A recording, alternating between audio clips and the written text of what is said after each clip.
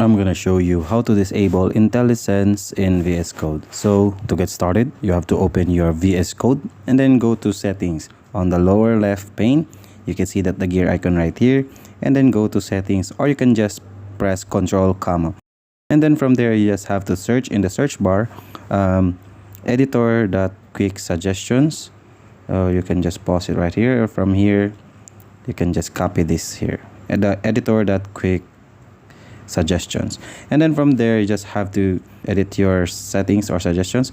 Disable quick suggestions right here. You can just go click this one and then go to on the right side. When you see there's a pencil icon, you have to click on it and then change the scroll down bar to off, and then do it same to the other. So turn it off and press OK, and then turn it off and then press OK. And then once that, you have the settings to turn off parameter hints. It's optional, or you can disable suggest on trigger, optional. You can still suggest if you want, or you can edit it out yourself.